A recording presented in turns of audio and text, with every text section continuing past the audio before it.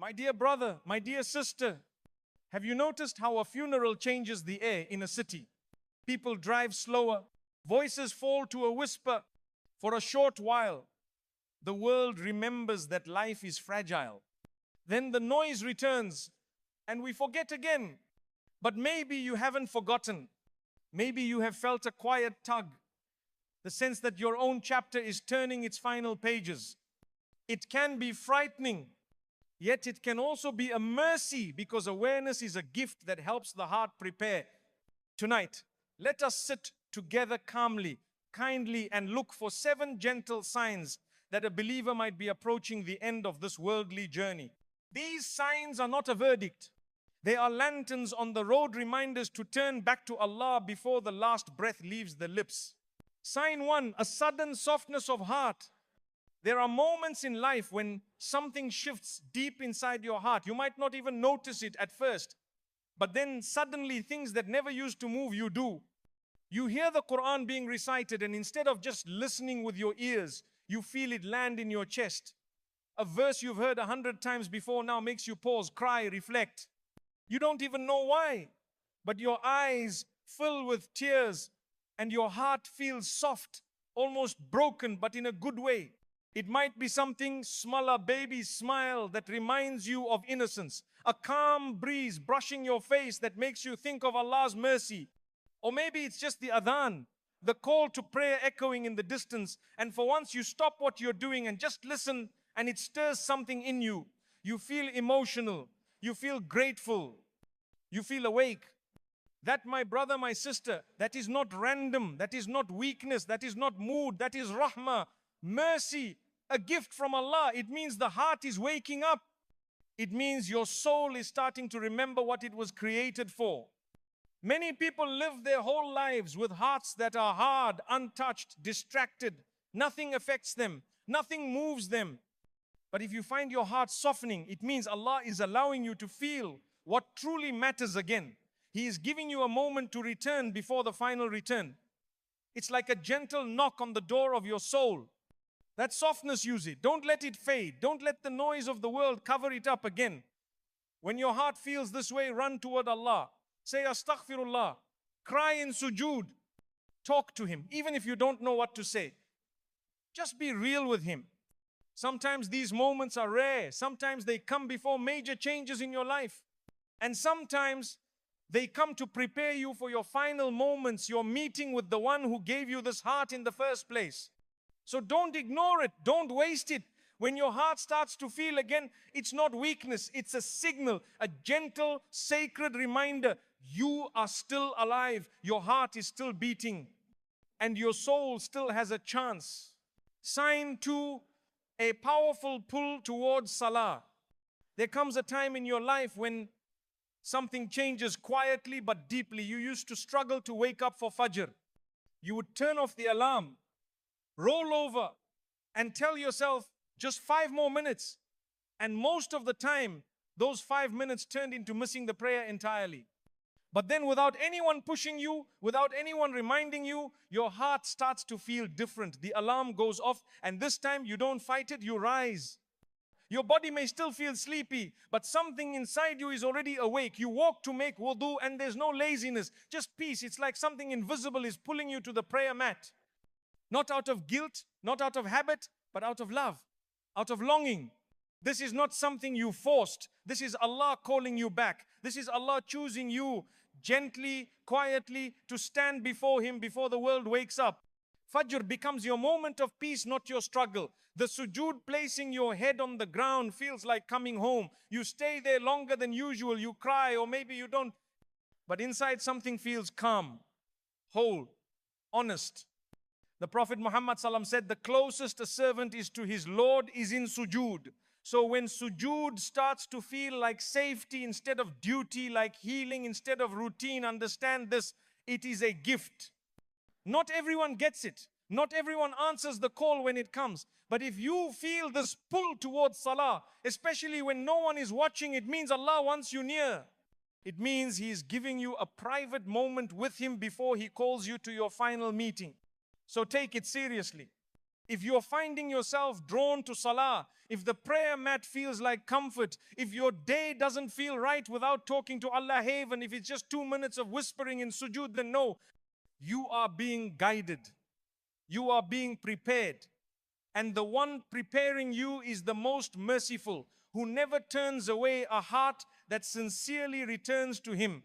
Sign 3, tiredness with empty talk. Sometimes you find yourself in the same places, around the same people, hearing the same kind of talk, but something feels different now. You're sitting among friends, they're laughing, talking, making jokes like always. But you don't feel like laughing, you try to smile, but it feels forced. Inside, you feel distant, like you've outgrown something you didn't even realize you were part of. They talk about people, gossip, drama, who's doing what, but your heart doesn't enjoy it anymore. It almost aches. The words feel heavy, tasteless. You sit there thinking, why are we even talking about this? What's the point? The jokes that once made you laugh now sound empty. The conversations that used to fill your time now feel like they're wasting it. This is not arrogance. This is not you becoming too good for others. This is your heart quietly whispering, you've changed and you're being called to deeper things now. Allah is softening you. You're beginning to care about what comes after this life. Your heart is no longer satisfied with small talk. It craves meaning. It wants to remember Allah. It wants to speak about things that matter, things that last, deeds, forgiveness, the day you return to Him. Jannah. These aren't just ideas anymore. They feel real to you now, important. So when you feel this shift, don't ignore it. Don't drown it in noise just to fit in again. Listen to it. Protect that feeling. Because that's how Allah pulls a person closer to Him gently, without force. You start to feel uncomfortable in places that used to feel fun. You begin to seek quieter moments. You want to be around people who remind you of the Akhirah, not the dunya. And when you do speak, you find yourself wanting to say things that help, that heal, that matter. You'd rather be silent than say something that could harm someone. That is a sign of maturity, not just of the mind, but of the soul. When your heart no longer finds joy in useless words, it's a sign that Allah is polishing it, preparing it for something higher. Don't ignore that pull. Let your speech rise with your heart. Because the tongue is a reflection of what lives inside. And when the heart remembers Allah, the words naturally follow. Sign 4, an urgent need to seek forgiveness. There comes a point when your heart begins to feel heavy, not because of what others did to you, but because of what you may have done to others. You start to remember things you had buried deep, words you spoke in anger, a friend you hurt but never apologized to, a debt you never repaid, or a favor someone did for you that you never thanked them for. And now, these memories don't just pass through your mind, they linger. They knock gently but persistently, like they're asking you to do something before time runs out. This is not just guilt, it's not random. It's a sign, a gift, a whisper from Allah telling you to clean your record before it's sealed for good. You may find yourself suddenly wanting to send the message to someone you haven't spoken to in years. You might feel a strange discomfort every time you remember that unpaid loan, or how you never gave proper thanks to someone who helped you when you were struggling. That discomfort, that restlessness in your soul, it's mercy. It's Allah giving you the chance to make things right while you still can. The Prophet Muhammad ﷺ said, whoever wrongs his brother, let him seek pardon from him today, before a day when there will be no dinar, no dirham. That means settle your debts now. Not just the financial ones, but also the emotional ones. Because on the day of judgment, we won't be paying each other back with money. We'll be paying with deeds, prayers, fasting, charity. All of it could be taken from you to pay for the harm you caused if you didn't make it right here. So when you feel the sudden urge to ask someone for forgiveness, don't ignore it. Don't tell yourself it's too late or too awkward. Allah's giving you a window to lighten your load. He's guiding your heart to peace before it faces Him. Even if the person never responds, even if they don't forgive you, what matters is that you tried, that you humbled yourself, that you cared enough to do your part. Because the day is coming when the book will be closed And on that day, you'll be grateful you responded when your heart told you to make things right. So if you're remembering someone you hurt or something you left unsettled, don't delay. While today is still in your hands, use it. It might be your last chance to heal a wound before it testifies against you. Sign 5, rekindling broken family ties. Sometimes out of nowhere, you start thinking about someone from your family that you haven't spoken to in a long time. Maybe it was an argument that ended in silence. Maybe harsh words were said. Maybe you blocked them out of your life because it just felt easier. But now their name suddenly brings a feeling you can't ignore. Not anger, not pride, but something softer, heavier. A sense that it's time to fix what was broken. You start remembering moments from the past. The times they were there for you. The laughter you once shared. The way your hearts were connected before things fell apart. And even if you try to push the thoughts away, they keep coming back. Every time you lie down to rest, the silence feels louder. It's not just regret. It's a quiet, sincere invitation from Allah to reconnect before time runs out. You notice it's no longer as hard to say, I'm sorry, as it used to be. Your pride doesn't argue as much. Your ego feels smaller. The peace you're seeking means more than the last word you spoke. This shift in your heart is not random. It's not weakness. It's a beautiful sign that Allah is softening your heart for a reason. The Prophet Muhammad ﷺ taught us that family ties are sacred. He used the word Ar-Rahim, Thawumba name that shares the same root as Ar-Rahman, the most merciful. That alone tells us how much importance Allah places on maintaining family relationships. When you cut off a family member, you are cutting off a path to Allah's mercy. And when you reconnect, even with a small message, a simple gesture, you are reconnecting to something greater than the person. You are reconnecting to rahmah, to divine mercy. Sometimes the person you need to reach out to is the one you least want to face. But the heaviness in your heart is a sign that Allah wants to heal you through that very act. He is giving you a chance to take a step toward peace in this world and peace in the next. So if your heart feels that urgency to fix something, to reach out, to rebuild what was once broken, then delay it. Don't wait for a perfect moment. Life moves fast, and sometimes the door of opportunity doesn't stay open forever. One message, one phone call, one honest apology can change everything. And maybe, just maybe, that one act of humility and courage will be the reason Allah looks at you with extra mercy on the day when you need it most. Sign 6, frequent encounters with death reminders. Lately, it feels as if death keeps walking beside you. One week, you are praying janazah behind someone much older, and you nod. That is the circle of life. The next week, you are standing over the grave of a classmate, a neighbor, someone who smiled at you just a few days ago. The gap between him and me suddenly looks thin, almost invisible. You scroll your phone and see post after post, Inna lillahi wa inna ilayhi raji'un. Your mind drifts to the faces of people you love and then quietly to your own face. You wonder, if I left today, what would I leave behind? The reminders do not stop at headlines. They visit your sleep. You dream of washing a body, or you see yourself lowered into the earth. Sometimes you wake up in the dark, heart racing, half ready to recite the Shahada. Other times, during a quiet drive, you catch yourself planning who should receive your books, who should care for your parents, how your debts will be paid. These thoughts are not morbid, they are mercy. Allah is tilting the mirror so you can see the reality everyone else is too distracted to notice. Each reminder feels like a soft nudge. Pack your suitcase, the ticket is confirmed, only the departure time is hidden. So you start checking the pockets of your life. Are there prayers missing? Debts unpaid? Words you need to say to someone before silence takes over? The Quran repeats, every soul shall taste death. Taste is only a moment. After that moment, the next world begins, and the plate you bring forward will be filled only with your deeds. The Prophet ﷺ told us, remember often the destroyer of pleasure's death. Not to make us sad, but to polish our priorities.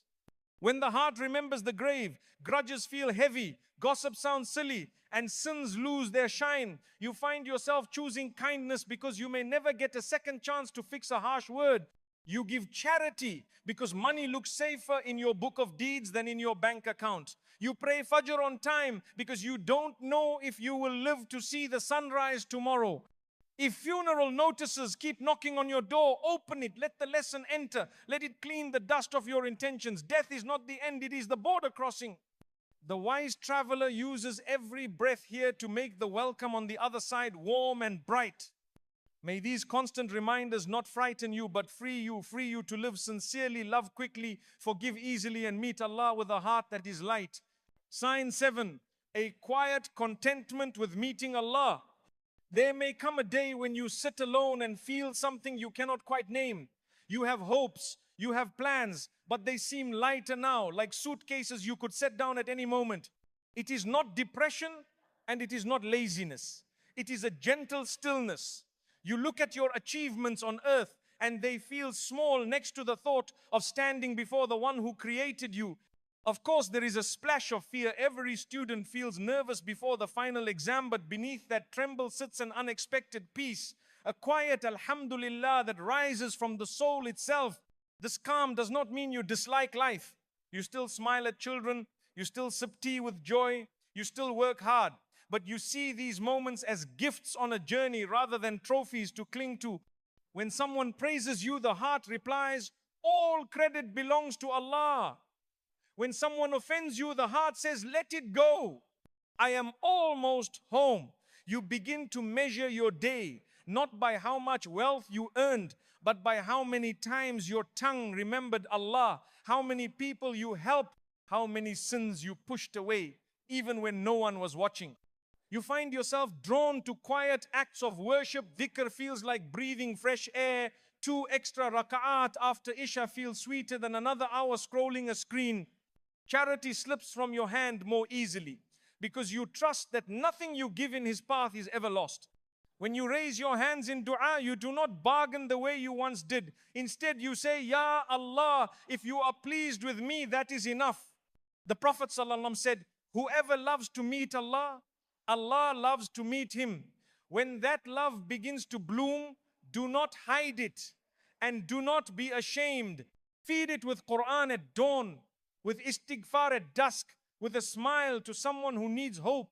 Remember the verse where Allah promises, for the friends of Allah there will be no fear nor will they grieve. Fear exists, yes, but grief melts because you know the destination is mercy.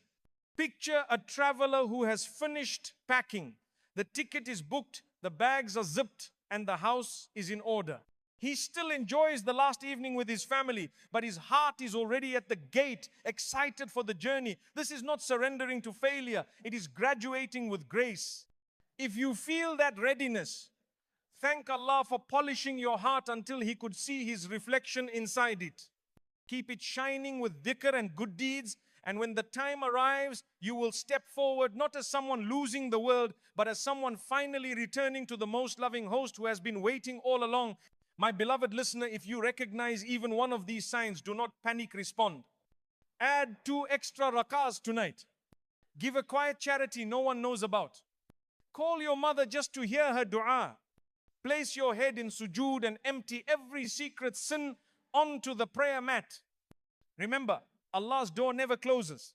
He is Al-Wadud, the most loving, welcoming, the servant who crawls back even after years of distance. And He is Ar-Rahman, whose mercy is wider than every ocean you have ever seen. So breathe. Plan for Jannah the way people plan for weddings and careers. And when the angel of death finally arrives, may he find you smiling, Quran in your heart, forgiveness on your lips, and trust filling every corner of your soul. May Allah grant us a beautiful life, a peaceful death, and a reunion in gardens beneath which rivers flow. Ameen.